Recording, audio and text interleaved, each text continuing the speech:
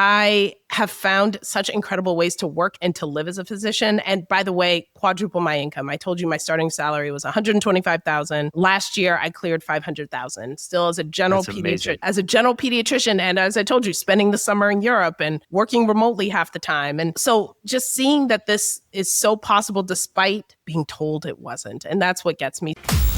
Welcome to the Physicians and Properties Podcast, the show where we teach you how investing in real estate can give you the freedom to practice medicine and live life how you want. Doctor! Now, here's your host, Dr. Alex Schloe. Hello, everyone. Welcome to another episode of the Physicians and Properties Podcast. Boy, do we have a super fun episode for you today. This was an incredible episode with today's guest, Dr. Naomi Lawrence-Reid. She is a board-certified pediatrician and the founder of Doctoring Differently. She has been doctoring differently, and she has made it her mission to help physicians like you and me discover non-traditional clinical and non-clinical jobs that create more flexibility, income, and joy in our lives and careers. In this episode, we talk about all kinds of different non-clinical paths, such as locums, per diem, VA disability exams, expert witness work, medical, Botox, and aesthetics. So many really cool things that she's doing in so many ways that might be able to help you break the golden stethoscope or break the golden handcuffs, if you will, and practice medicine and live life how you want to. So without any further ado, let's get started with today's episode with Dr. Naomi Lawrence-Reid. Dr. Naomi Lawrence-Reid, welcome to the Physicians and Properties Podcast. I'm so glad you're here. Thank you for taking the time from sunny San Diego. How are things going? Sunny as always. Thank you for having me, Dr. Alex. Yeah, absolutely. Really glad to have you on the podcast. It's been fun following your journey along on Instagram, Doctoring Differently, and it's been really cool to see how you've been doctoring differently. And for example, if I'm not mistaken, you just came back from a locums gig. Is that correct? That is correct. I have been doing locums since pretty full time since 2019. So it's been about 6 years, and I'll fly somewhere or drive somewhere, come home, but it's been not the heavy lift that I think a lot of residents or early career docs think it is. So happy to get into it more. Yeah, absolutely. We definitely will. That's something we haven't talked about too much on the podcast is locum. Okay. So definitely excited to learn more about that. But before we get there, do you mind telling us about your early medical career? How did your path start? And then how did that start in traditional pediatrics? Right, sure. So I did my residency in New York City, a general pediatrician. I imagined a career, a pretty typical career as a full-time clinical pediatrician. I actually thought I may work in a pediatric ER. So I moved to San Diego right after residency. I began working in a pediatric ER as, hadn't done a fellowship yet, but just was working, and quickly learned, this was in my early 30s, quickly learned that this was just not a career that I could see myself doing for the next 30, 40 years. I in an ER, of course, you're working overnights and weekends and holidays, and it's just a very, very constant grind. And at the same time, being a pediatrician, falling to the very bottom of any physician pay scale. Within, I would say, 2 years, I began to start to look up and look around and think, okay, what else is there for me? Okay. Yeah, that can be tough too, kind of that arrival fallacy sometimes of, hey, you've been through all this training and then you get there and you get the attending job and you're like, oh, I'm not as fulfilled as I thought that I was. It sounds like after those couple of years, you started to explore some more opportunities outside of like full-time clinical medicine. What did those look like, or what initially drove your interest to get started looking at some more atypical avenues? Yeah, that's a great point. When I started to have that itch, talking to my friends, my colleagues, my classmates, it was, their advice was, got to do a fellowship, or, go get that MBA, or go do an anesthesia fellowship or something else. The answer always seemed to be more education, more fellowships, more degrees. And that just didn't feel right to me. I thought I gave my whole 20s to this. I've given my whole life up until now to this, but more education doesn't feel like the answer. And in fact, it makes it to me, it felt like I'd be even more stuck, if I can say, in a very conventional academic center, full-time position, kind of still on the wheel. So, if I'll describe kind of my aha moment, or I'd like to call it my villain origin story, in that I went into my shift in that peds ER, as many ERs have, a small back office for charting for doctors, 2 desks, 2 chairs, 2 computers. And I walked into that room, and the chair that was available, the armrest was broken off, and there were just shards of metal,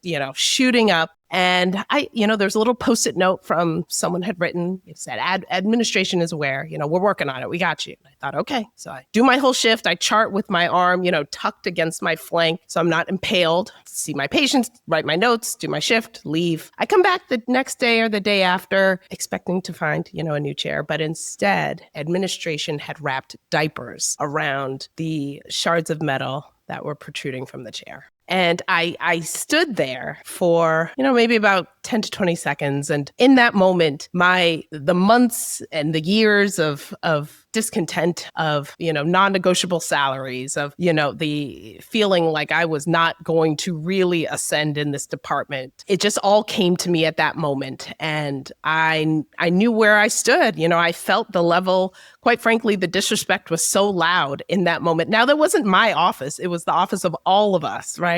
But it really landed with me in a very uncomfortable way. And I submitted my letter of resignation that night.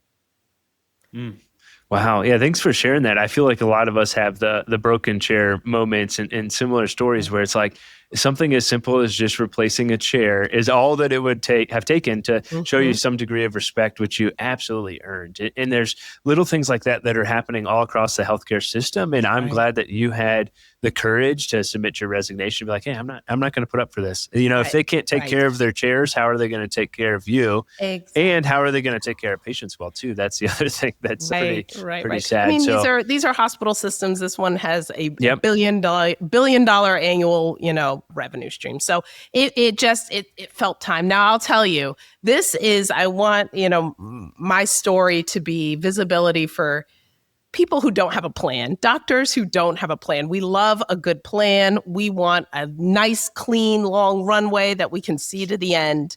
But in that moment, after seeing that chair, I knew I had to resign, and I didn't have a great plan. I didn't have any plan. I just knew that I couldn't stay there. At the time, I was 33. I had student loans. I had almost $200,000 of student loans. I was renting a small 1-bedroom apartment, driving my med school Corolla, loved her dearly, but that I didn't see any way beyond my current situation. But at the same time, I was so unhappy and felt so disrespected that I just figured, I've got this medical degree, medical license, we're going to figure it out. And what that next step looked like for me was ultimately going per diem, which is not a wild thing. But to tell my friends and classmates and colleagues that I was going per diem, you would have thought I was, moving to Bali to, I don't know, be a scuba diver. It was like, it felt so foreign and so off of our usual, career trajectory. Nurses go per diem. Doctors don't do that. Or if they do, they better have a very good reason for it. But it was just, I need to pay these bills. I have a degree that can allow me to do so. I'm going to leave this institution and stay in my town, stay in my community, but just work, hourly, no obligation to the department. I can find my own health insurance, but I can still practice clinically in the specialty that I'm trained to and in familiar work. So that was just the absolute best thing that I did. So for doctors who might think, I can't quit this job, whatever you're doing, there is a way out and a way through. For me, it was simply going per diem. It changed everything, and it allowed me to actually breathe. And I think my cortisol levels went down, and I was able to just see, understand what I wanted out of this career. And I know that might sound all, a little kind of frou-frou, but it's so true. We never get a chance to actually think about what we want and how we want to work and live. We're always told exactly what the path is, what we're supposed to do, what we have to do. But going per diem allowed me to actually take a step, a breather, and consider my next step even after that.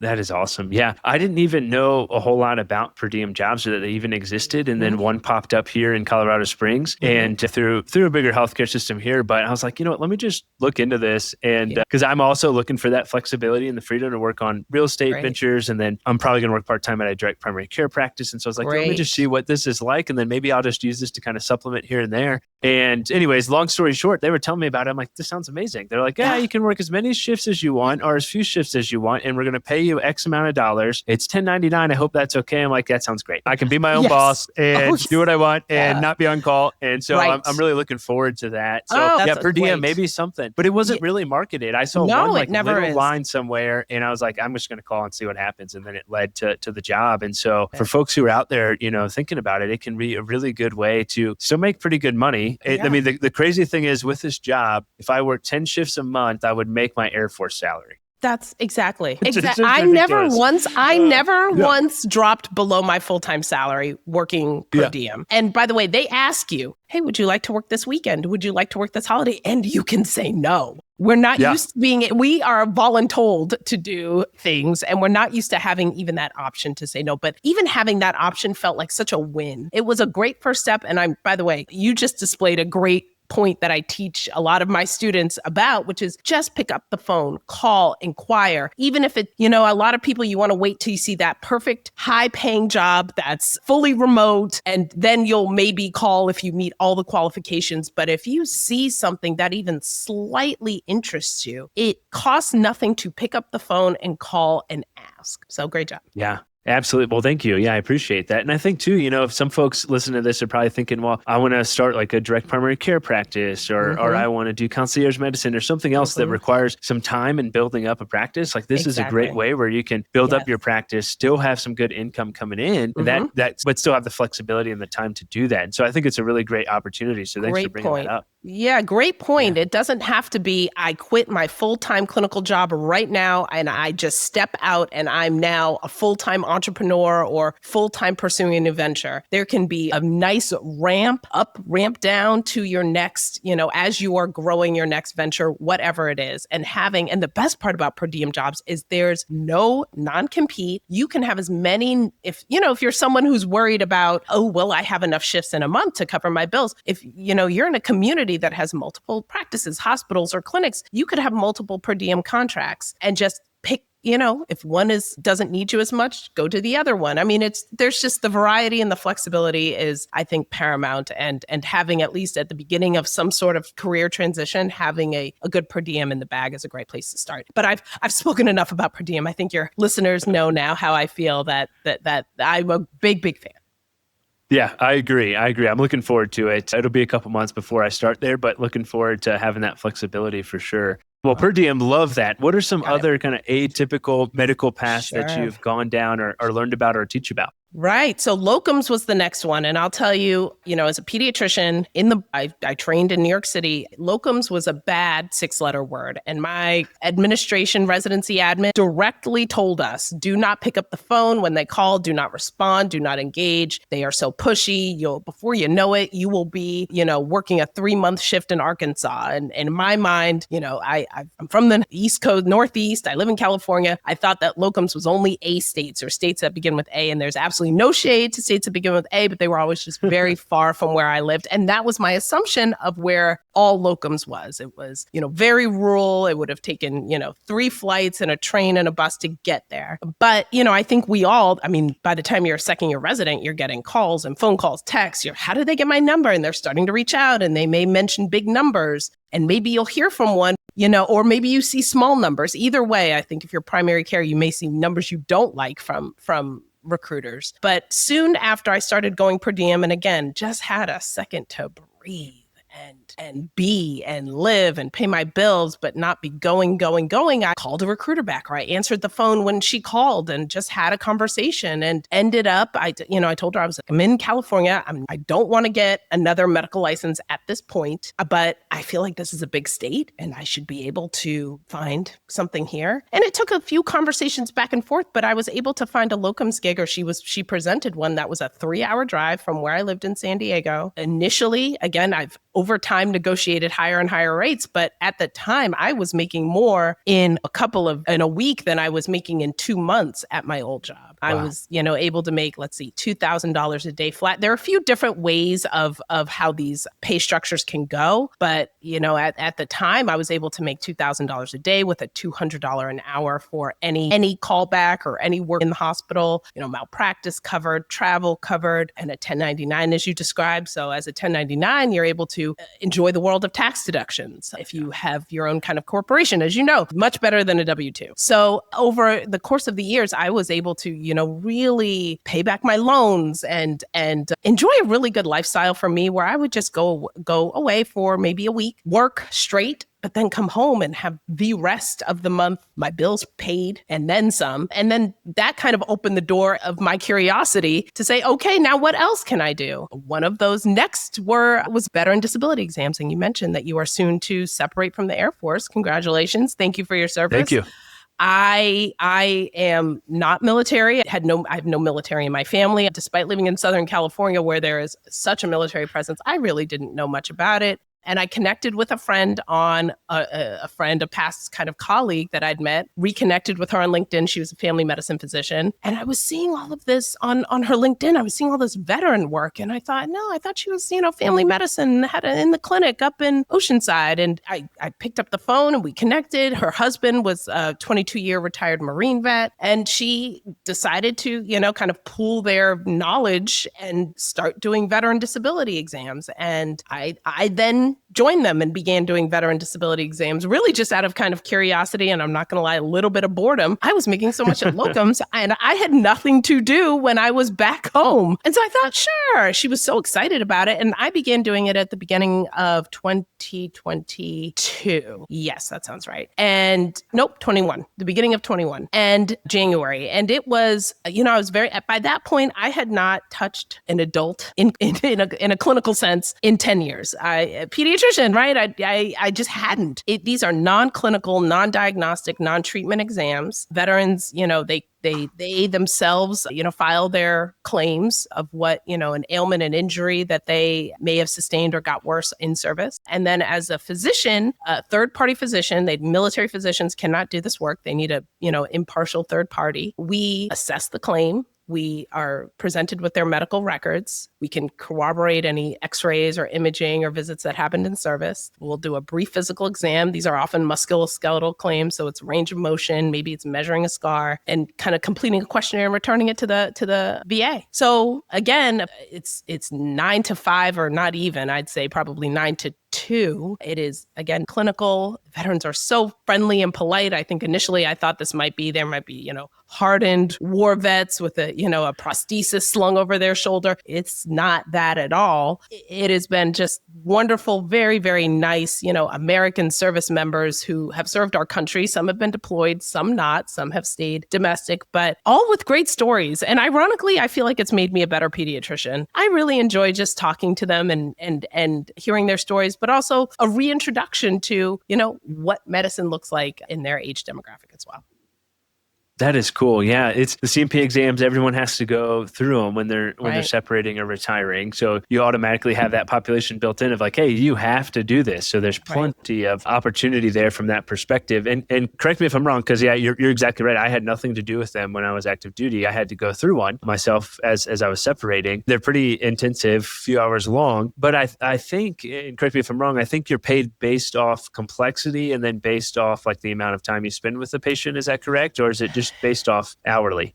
Well, I think neither, at least for me. But no, I don't think you're wrong. Yeah. I think that it just depends on the avenue you take. There are staffing agencies, there are medical groups. There are just a few ways to access veteran disability. I'll tell you the way that I am compensated in the medical group I work with, I am paid per veteran per claim. So actually, the complexity of the claim does not matter at all. It's whether it's a claim or not. It could be a claim of migraine headaches. It could be a claim for, prostate cancer. It doesn't matter what the claim is, but I'm paid per veteran per claim. So if I see one veteran who has 1 to 2 claims, I will, I could probably knock off that in 15 minutes, but I'd be paid, I think, $130 for that. But if it's a veteran who, say, has 15 claims, a new separation, as you just described, that could be a visit that takes longer, more documentation, more chart review, and that I'd be compensated about $700. So that is the difference. But staffing agencies love to pay. I would advise, if anyone is doing veteran disability, you do not want to be paid hourly. Definitely not. Yeah. Because that you will be shortchanged and undercut, but you may not even know that there are other options. But the way I prefer the way that I work does it. Yeah, the way that you mentioned it is the way that I understood it too. You just said it with a lot more elegance than how I asked the question. But that's exactly right. Sure. That's how I've heard it as well. And it's kind of a win-win for the veteran as well too, right? The provider's incentivized to really go through your claims and to try and, help you get as much disability as you can and vice versa. So that is awesome. I did learn something interesting. I just wanted to say, you as the provider are not in charge of determining whether the veteran gets the claim or not. So I just want to, that is not on us. You just are very objective with what you find in your questionnaire, and it is the VA who determines the rating. So it is not up to the physician. You stole the words out of my mouth. That's what I was going to say. The other interesting thing I'll say then is that I learned that actually in order to get a disability claim for hypertension, they do not look at the systolic number, they look at the diastolic, because the veterans are going and running around the clinic before their vitals check and then coming in and getting their blood pressure checked. I mean, I'm sure you saw a lot of crazy stuff. Well, they would stop taking their meds a week before their visit, and that also not recommended. So yeah, exactly. Yeah, don't get me started on some of my thoughts on VA. Sure. There's a lot. Right. There's a lot. Yeah, but grateful to have served. I'm grateful for everyone who has served for sure. Right. Awesome. So we talked about per diem. We talked about locum. So we talked about VA. Am I missing anything? Anything else you'd like to add? Yeah, I could. I mean, in the interest of time, I've done a lot. As you can tell, I kind of I got the bug of, what else didn't they teach us? What else is available to us? They would have had me doing a 3-year GI fellowship when instead I'm having so much fun doing all of these other things. I am more than quadrupling my salary when I was a full-time pediatrician, where my starting salary in 2014 was $125,000. And, and I was told that was the best I'd ever get. That's just, the peds, la, la, la, la. And I thought, no. And so for all of these different things that I am describing and mentioning, and by the way, even with locums, my last contract, I was able to negotiate $3,200 a day flat. I've had ones that were even some days, if I was doing clinic and I was in and out, if there was a lot going on, I've had $4,200 days. So my point is, this can be cumulative. These things can add up. In 2024, I had 2 6-figure months, just kind of stacking all of these things on top of each other. They were, somewhat busy, but the fact that I even could do it was amazing. And then I turned around and took, 3 months off. I took the summer off, went to the Olympics, had a great time. So I just want to give that, kind of latching my perception of what a real doctor job looks like, that it doesn't mean I go to one clinic every day. Someone tells me where to be, what time to be there, gives me my schedule. The way of working this way really can be tenable for anyone. But as I said, in the interest of time, I'll just talk quickly about 2. One is expert witness work, or being a physician expert witness, which I think our minds immediately go to an episode of Law and Order SVU, and someone sitting on a stand and a wood all over the courtroom, and an angry lawyer slamming his, hand on the wood in front of you and telling you didn't go to med school. And it is not that. I just know that that's where our mind goes there. And then we also think that it's always malpractice, that is the only intersection between law and medicine. And that is not true. I'd say in many civil cases, the civil cases that I've worked on, I've been doing this work about 4 years, less than 30% of the cases I've worked on have been malpractice. Most of them are simple kind of liability. For instance, I worked on a case where, 2 families living next to each other, it might have been military housing, and one family's dog, but the other family's child on the face. So she had to go to the ER, and then she went to plastics, and then she went to her pediatrician. So at the end of it, there was a stack of medical records. And, this is, we know how to read these records, but these are lawyers. They don't know. So they just needed a pediatrician to translate into 5th grade, 8th grade English what happened. happened and what the course was. They weren't, none of the physicians who treated the child were at fault or even suspected of being at fault. It was just, tell us what happened. And I was able to do that to the tune of $600 an hour. So that is the type, there is a lot of money and people will pay a lot for our expertise. But we unfortunately are conditioned to, the offers that we get through clinical medicine have shaped the way that we, imagine what our time, our energy, and our expertise are worth. And that is why we are, shunted into these full-time clinical jobs, hit with non-competes, so that we never really truly see the value of our degree. But I am charging $600 and $700 and $800 an hour to opine on some of these cases. Some as a pediatrician, I've worked on a child abuse case. I've worked on some other types of cases, but I recognize, listen, these cases are happening with or without me. I'm coming down as a person of honesty and integrity. Whatever I say on either side, it will be the same. And I have worked on both sides of malpractice cases as well. So, I wouldn't have wanted to start on malpractice, but after a few years of getting used to it and kind of understanding the lay of the land, being an expert witness I also think has made me a much better physician. I've worked on cases where, 6 months later, I have an exact same type of child with the same condition in front of me, but I was paid $600 an hour to research and read and write about that case. And here I am,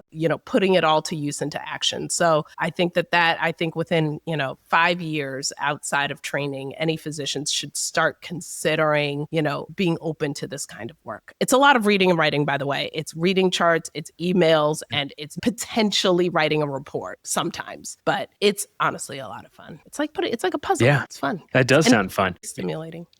Yeah. It exposes you to new and interesting things, I'm sure, Right. all the time. Right. And the pay sounds great too, to be honest. So Yeah. yeah. So And that one is remote. Exactly. It is. I have not seen a single lawyer in person. In fact, last summer, I was working on a big case last year. I from the beginning, it was going to trial, so that was not a surprise. But I'd been doing this for a few years, and I knew, I was like, okay, I'm ready. I can do this. But by the time they told me the trial date, I already had my trip to Europe planned, and I was there for 6 weeks over the summer. So I told them, I said, listen, I'm happy to, be an expert if it can be done remotely, but you're telling me this date a little late, and I already have my summer plans. So I testified remotely via Zoom for a San Diego district court from, it actually went 2 days. So the first day I was in Vienna, Austria, and the second day I was in London. And I was sitting there with blazer up top and shorts on the bottom and being paid $700 an hour to talk about this case. But also I knew this was coming. So I was reading and writing and doing things kind of throughout my summer, a few hours a day, maybe, and being paid an incredible rate. So through traveling around Europe last August, working on this case, I earned $20,000 not in the United States. I feel That's very awesome. blessed. I feel very blessed that I was able, that happened, and it can happen for any of us. Yeah. Wow, absolutely. Well, that is awesome. What a cool way to travel, get paid. And it sounds like still have the freedom to explore and do all the things that you wanted to do while you were traveling. So I would imagine hopefully that paid for a good chunk, if not all of your trip, which is cool.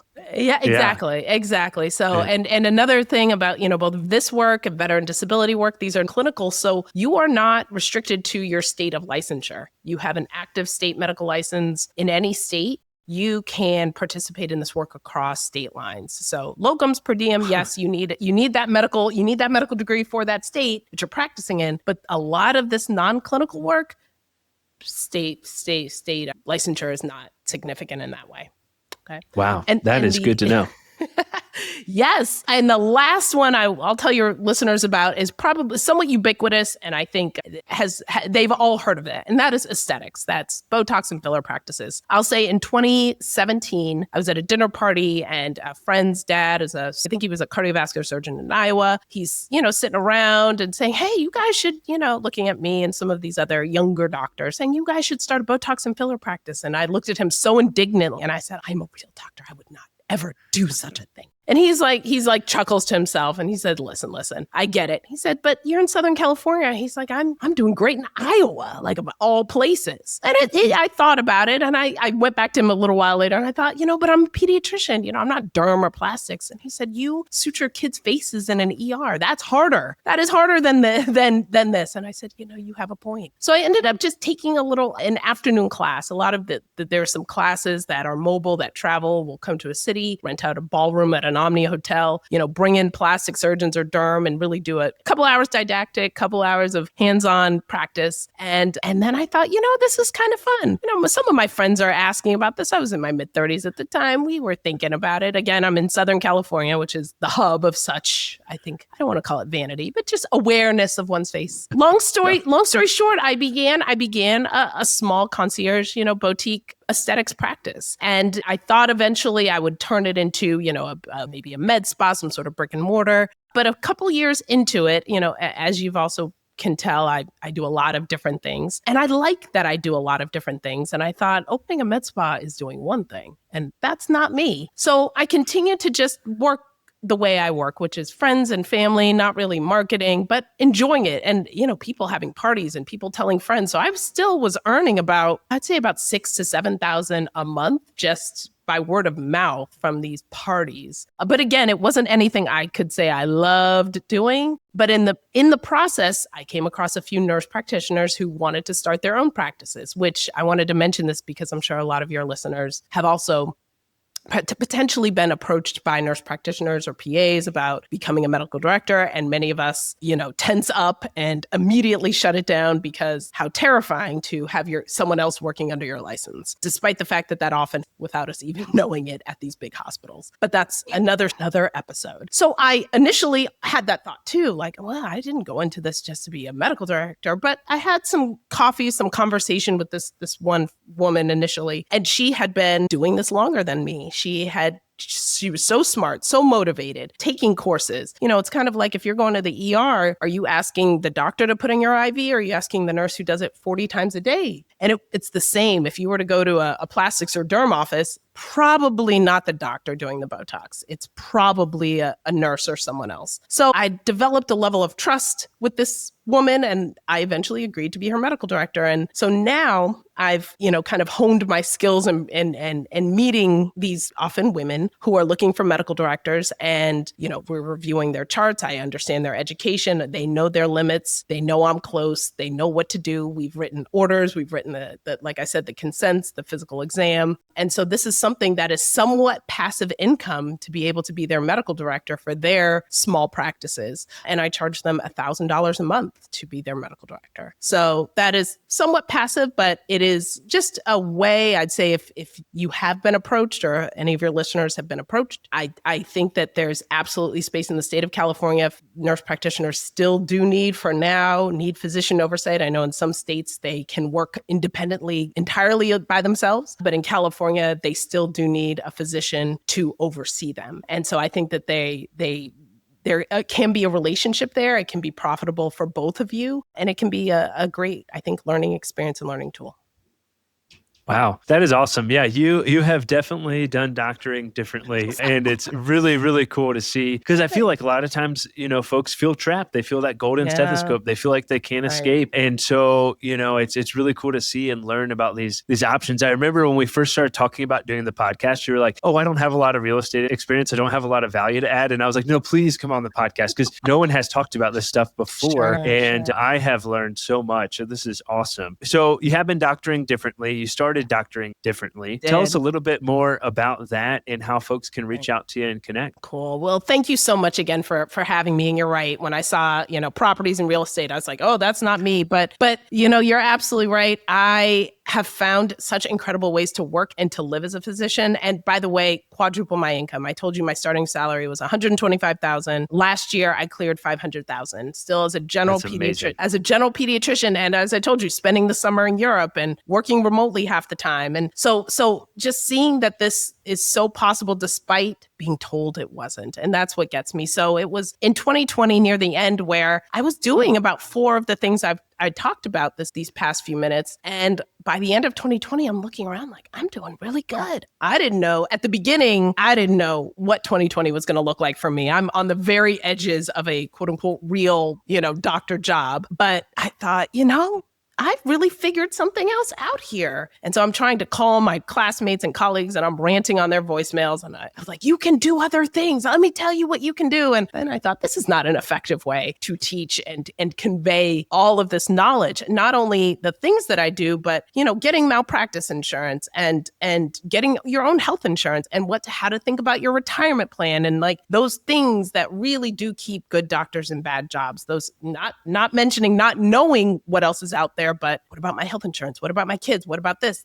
And all of those things kind of close in and we stay. So I thought, maybe I make a course. No, I'm not an actual educator, but I've gone to school long enough. I know how these things go. So I created a 6-week curriculum on a whiteboard in my condo. And I just started, thought, okay, let me start with big picture. You have permission. Let me tell, I'll tell you, just that permission thing is big for us. You have permission to do other things. There are no rules to this career. You've been told there are rules. I know. I was too. But in fact, you can go per diem. You can do locums. You can do new things. And then the second week, all the clinical things I talk about, which are per diem and locums and independent telemedicine and even DPC I teach about now. The third week, I get into all of the non-clinicals and all of the things I've talked about, plus so many more. I then was like, you know what? Let me teach about resignation. We don't know how to resign, and it's scary. How to write a resignation letter, how to bridge the gap to your next opportunity, and then how to negotiate, actually how to talk to a recruiter. Like these are, as we talked about with veteran disability, there are many ways that